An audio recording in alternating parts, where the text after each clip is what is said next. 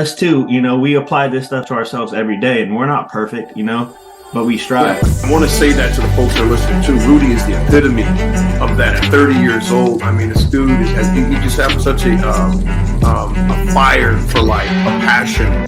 And I want to explain why you're not satisfied with the amount of money you're making. It's Rudy here with Vantage, and today we're going to be talking about why it is that you're not satisfied with the amount of money that you're bringing in, and we're going to explain to you how to get over those roadblocks in order to get to that place where you're satisfied, where you feel successful, where you're bringing in as much money as you desire to.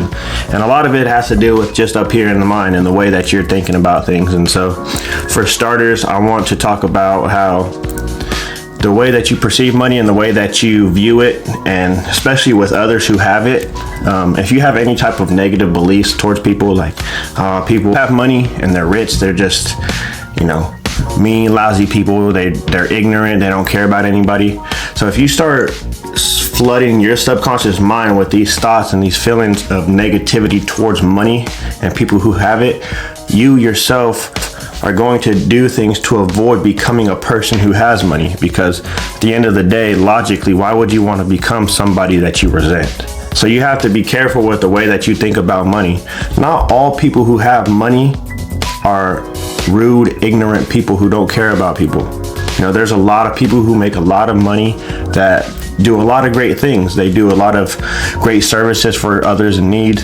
They're able to give their families, the best doctors, feed them the best foods, take them on the best trips, are going to some vacations to give them great experiences. Like, why would you not want to do that?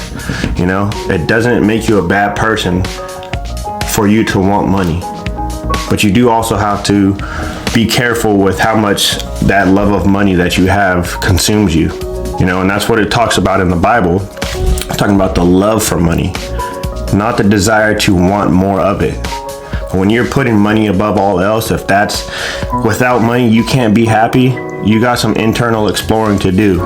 When you can find peace and happiness and love before you get the money, to me, that's the greater path, the harder and lengthier path to take, but it's the more rewarding, because, the past going on 10 years, I've been studying and applying a lot of these principles that I've taken from ancient teachings and philosophy of it. Even modern day teachers like Tony Robbins, Bob Proctor's, and all these other guys, is that we have to first appreciate money and understand that money is just a tool, and that if we want money, we first must be grounded on our character, because that's the difference.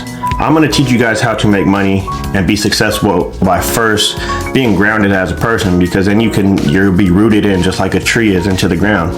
You can't move. There's a lot of people who can sit here and teach you how to make $10,000 quick, but what is that going to do to build your character? If you really sit there and you ask yourself, are you in a position that if I handed you all the money you want, do you think you'd go out and become a better person and make good decisions? Like, truly? And so that's one thing that you need to be able to do, is self-analyze. Say, hey, what kind of person do I want to become when I have money? And then the next thing after that is saying, okay, now that I understand who I want to become with this money that I want, now you got to start jumping into the consciousness of that person and let that consciousness overtake your current form. Meaning, if I want to be a person who, let's say, has a $100 million net worth, what type of things is that person going to do on a daily basis? How are they going to think? What kind of foods do they eat? What do they listen to? Do they spend time watching TV? Are they out there getting drunk on weekends and partying?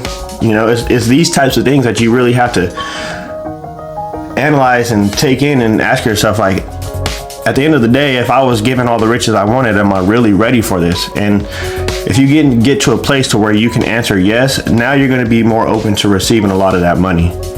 Because when it comes to business is just numbers. It's math. There's formulas where you just plug in numbers and you kind of fill it in. That's why when it comes to business and making money, partying, and, just you as a value in the workplace, it's, there's always formulas to do things to make money, but the most fulfilling part is when you can perceive it to be an art. It's the difference between two companies working side by side is that one has great relationships with their employees and their customers, and one is money hungry and driven.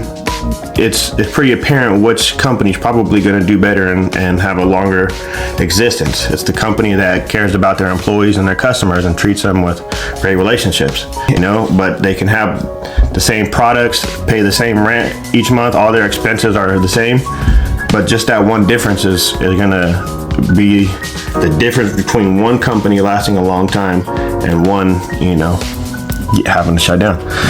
And so I just want to take you back, so when we're going back and you wanting money, first go back to saying, who do I need to become in order to attain this money?